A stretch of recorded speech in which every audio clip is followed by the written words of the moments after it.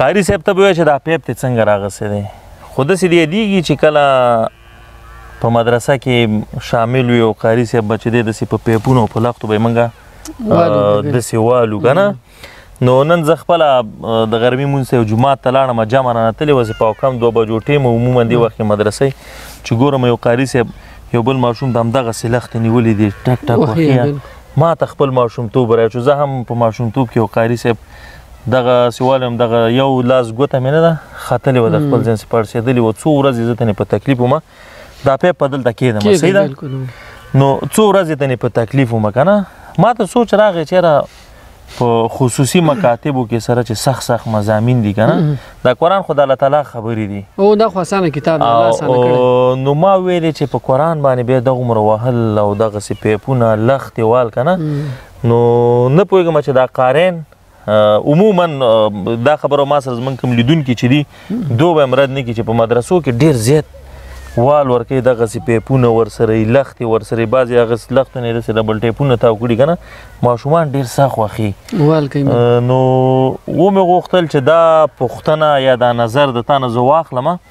په ویډیوي شکل باندې چې دغه کارونه ولې کېږي بسم الله الرحمن الرحیم لکه دا شاګردي او استادي چې کوم دا پخوا هم خلکو کړې ده که نه صحابه هم کړې ده تابعین هم کړې ده ورپسې وروسته خلکو هم دا ټول تاریخ چې اوس پړې که نه یو استاد هم داسې وال نه دي کړي ځکه انس بن مالک فرمایي ما 10 کاله د نبي اسلام خدمت وکړ مطلب دا چې 10 کاله زما استاد وي په 10 کاله کې ما ته داسې نه وي چې دا کار دی ولې وکړو انس بن مالک یو ماشوم رسول الله صلی الله علیه وسلم وړوکی ماشوم مور لاس نه نیول نبي اسلام ته رسول دا بستا خدمت کوي ګوره په کور کې ورسره وسالي رساته دغه خدمت کې دغه د تربیه لاندې خو په 10 کالو کې ما ته داسې مونږ وي چې انس دا کار دی ولې دې څوک بالکل نو ماشوم چې کوم دی دا چې کله په سبق باندې وواجي که نه خصوصا په دې قرآن باندې نو دا په ځای دی چې درس یاد کړي د هغه نور هم زړه تورې کېږي دې درس نه لکه ډېر ماشومان موږ داسې ولیدو قرآن یاد کړی په حفظ باندې یاد کړی دوباره دا دورې چې شروع کړي هېڅ قرآن یې پرېښی د هغې علت چې ما رالټولې دا اوس 2-3 کسان ما داسې ولیده که نه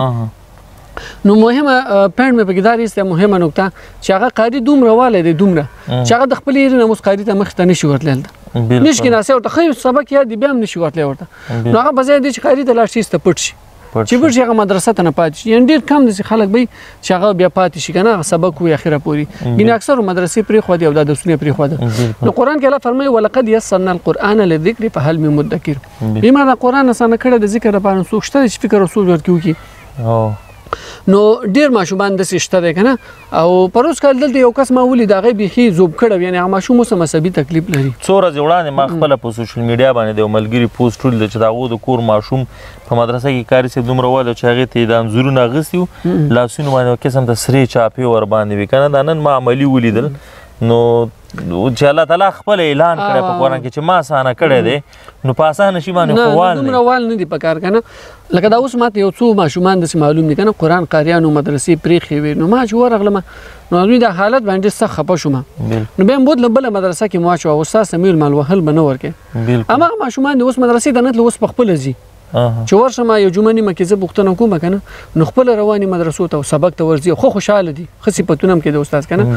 نو بیا چې هغو ما دغه راواخلي نو هغو ویلو موږ یې ریدو دي استادانو وي سخت والې راکول دلته نو ګوره په ځای دی چې هغو درس یاد کړي نو ایسته هغو د سبق ته مخ واوړي که نه بله خبره دا ده چې لکه نور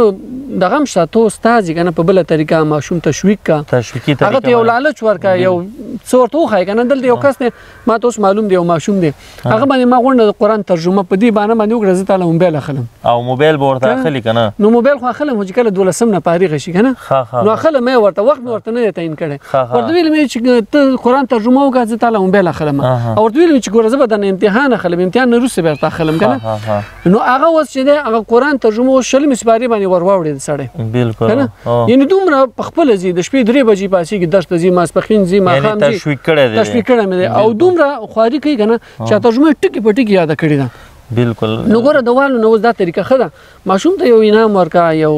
تشویق یې کړه یو جایزه ورته ورکړه نو خامخا بیا خواري کوي که بالکل او یو بل آیات مې هم داسې ذهن ته مې راغی چې مفهوم یې داسې دی چې الله تعالی ووایي چې دا قرآن ما اسانه کړی دی او په ژبه عربي مې نازل کړی دی بلسان عربي مبین عربي واضحه ژبه واضحه ژبه نو په دومره چې الله تعالی خپله بار بار قرآن کې ویلي چې دا اسانه کتاب دی او بیا دغسې لختو والو باندې ماشوم او په دې باندې یادول نو معنا دا چې دغه قاري صاحب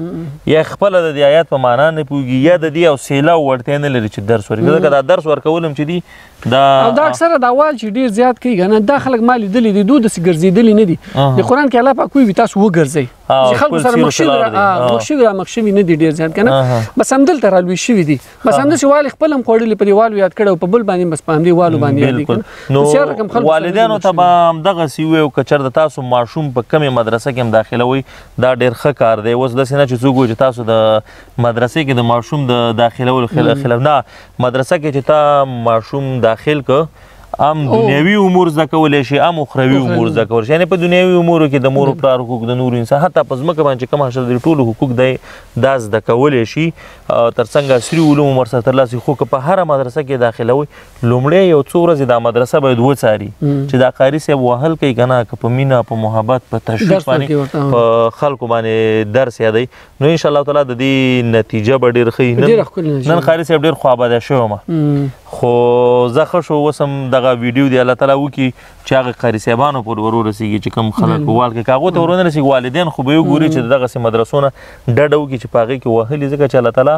په قرآن کریم کې وایي چې قرآن کریم اسانه دی نو په اسانه کتاب باندې وهل نشته دی. السلام علیکم ورحمت الله وبرکاته.